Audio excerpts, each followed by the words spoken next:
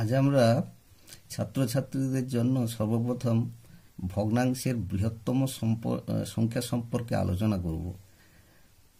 একটি ভগ্নাংশ দেওয়া আছে 2/5, আরেকটি দেওয়া আছে 8/11, আরেকটি দেওয়া আছে 4/7। ছাত্রছাত্রীদের ক্ষেত্রে যে পদ্ধতি অবলম্বন করতে হবে, সর্বপ্রথমে কি করতে হবে, এই 2/5, 8/11 এবং 4/7 এই তিনটি ভগ্নাংশকে এইভাবে লিখবে।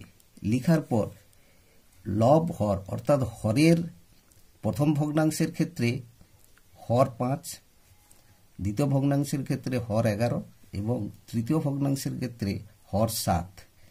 এই 5, 11 এবং 7-এর লসাগু নির্ণয় করতে হবে। তাহলে 5, 7 এবং 11 লসাগু, যেহেতু এগুলো সব মৌলিক সংখ্যা, এদের গুণফলই হবে লসাগু। এদের গুণফলই হবে লসাগু। তাহলে এইবার কি করতে হবে, এই যে লসাগুর মানটা বেরোলো তাকে প্রথম ভগ্নাংশের ক্ষেত্রে হর 5 দিয়ে ভাগ করে দিতে হবে। ভাগ করলে তাহলে কত থাকবে, 11 × 7 = 77। তাহলে এই ভগ্নাংশের লব হরকে 77 দিয়ে গুণ করে দিতে হবে। তাই আমরা 77 দিয়ে গুণ করে দিলাম। ঠিক আছে, তাহলে এটা কত হচ্ছে, 7 × 2 = 14 আর 7 × 2 = 14। আর এখানে হচ্ছে 7 × 5 = 35, 7 × 5 = 35, 3 × 38। একইভাবে দ্বিতীয় ভগ্নাংশের ক্ষেত্রেও লসাগুকে 11 দিয়ে ভাগ করব।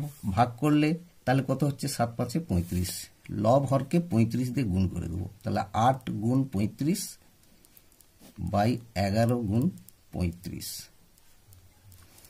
তাহলে এটা কত হচ্ছে, এটা হচ্ছে 385, উপরে 40 আর 3 × 24, 4 × 28।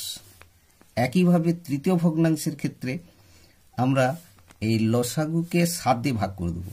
তাহলে কত হচ্ছে, 55, উপর নিচে অর্থাৎ লবহরকে 55 দিয়ে গুণ করে দেবো। 7 × 55, তাহলে নিচটা হচ্ছে 385 আর উপরটা হচ্ছে 5 × 4 = 20, 5 × 4 = 20, 2 × 22। তাহলে দেখো এই তিনটি ভগ্নাংশের ক্ষেত্রে হরগুলোর মান সব সমান। তাহলে উপরে যার মানটা বেশি হবে সেই ভগ্নাংশটা তাহলে সবচেয়ে বড় হয়ে যাবে। তাহলে এখানে দেখা যাচ্ছে প্রথমের ক্ষেত্রে 144, দ্বিতীয়র ক্ষেত্রে 280 এবং তৃতীয়র ক্ষেত্রে 220 রয়েছে। তাহলে 280টা সবচেয়ে বড়। তাহলে এখানে বৃহত্তম ভগ্নাংশ কত হবে, বৃহত্তম ভগ্নাংশ সমান তাহলে 8/11। এইভাবে ছাত্রছাত্রীরা পরীক্ষা খাতায় করবে।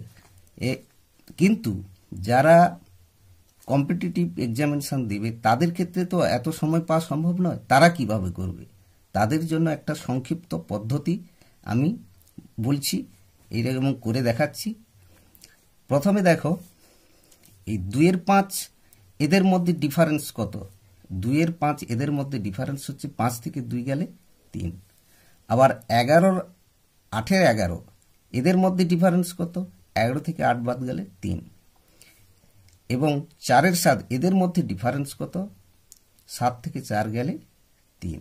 তাহলে দেখো প্রত্যেকের ক্ষেত্রে ডিফারেন্সটা একই হচ্ছে। এই রকম ক্ষেত্রে যে ভগ্নাংশের লব বড় সেই ভগ্নাংশটাই হচ্ছে সর্ববৃহৎ হবে। তাহলে এখানে সর্ববৃহৎ ভগ্নাংশ হচ্ছে কত হবে, 8/11, অর্থাৎ দ্বিতীয় অপশানটা সঠিক উত্তর হবে। এইভাবে আমরা তাহলে 1 মিনিটের ভিতরে 2-3 সেকেন্ডের ভিতরে আমরা কি করব, বৃহত্তম সংখ্যাটা নির্ণয় করে নিতে পারব। একইভাবে আমি আরেকটা ভগ্নাংশ দেখছি, কোনটি ক্ষুদ্রতম সংখ্যা। ধরো 5/6, 7/9, 3/7 তিনটি ভগ্নাংশ দেওয়া আছে। এদের মধ্যে ক্ষুদ্রতম সংখ্যা আমরা কিভাবে 1 মিনিটে নির্ণয় করব না, প্রথমে তাহলে ওই একই রকম ভাবে 6 আর 5-এর মধ্যে ডিফারেন্স কত, 1, 6 থেকে 5 গেলে 1। 9 এবং 7-এর মধ্যে ডিফারেন্স কত না, 2, 9 থেকে 7 গেলে 2। এবং 7 এবং 3-এর মধ্যে ডিফারেন্স কত না, 4। দেখো প্রথমের ক্ষেত্রে সবগুলো হচ্ছে সমান ছিল, তাই লবটা যার বেশি সেই ভগ্নাংশটা বেশি হয়ে গেছে, কিন্তু এক্ষেত্রে দেখা যাচ্ছে ডিফারেন্সগুলো সব আলাদা। তাহলে এক্ষেত্রে কি করব না, এক্ষেত্রে যার ডিফারেন্স সংখ্যা সবচেয়ে বেশি, অর্থাৎ এখানে 4 বেশি, সেই সংখ্যাটা সবচেয়ে ক্ষুদ্রতম সংখ্যা। তাহলে এখানে ক্ষুদ্রতম সংখ্যা হচ্ছে কত হবে, 3-এর 7। তাহলে অনায়াসে আমরা খুব তাড়াতাড়ি এইভাবে করে নিতে পারছি। আর একটা আলোচনা করছি, বড় থেকে ছোট সাজাও। ধরো তিনটে ভগ্নাংশ দেওয়া আছে, 2-এর 5, 4-এর 7, 3-এর 8। তাই একই রকম ভাবে আমরা কি করব, 5 থেকে 2 বিয়োগ করব, ডিফারেন্সটা কত হচ্ছে 3। 4 থেকে 7 বিয়োগ করব, এখানে ডিফারেন্সটা কত হচ্ছে 3। 3 থেকে 8, 8 থেকে 3 বিয়োগ করব, তাহলে ডিফারেন্সটা কত হচ্ছে 8 থেকে 3 গেলে 5। তাহলে দেখো এক্ষেত্রেও ডিফারেন্সগুলো আলাদা হচ্ছে, কিন্তু দুটোর ক্ষেত্রে একই হয়ে যাচ্ছে। তাই এক্ষেত্রে যে সংখ্যাটা সবচেয়ে ডিফারেন্সটা সবচেয়ে কম, সেই সংখ্যাটা সবচেয়ে বড়। কিন্তু দেখা যাচ্ছে 2-এর 5 থেকে 2 গেলে 3 এবং 7 থেকে 4 গেলে 3, এই দুটো ডিফারেন্স কি হচ্ছে, একই হয়ে যাচ্ছে। তখন আমরা কি করব না, একই হওয়ার জন্য যে ভগ্নাংশের হচ্ছে লবটা বড়, সেই ভগ্নাংশটা তাহলে বড় হয়ে যাচ্ছে, অর্থাৎ 4-এর 7টা বড়।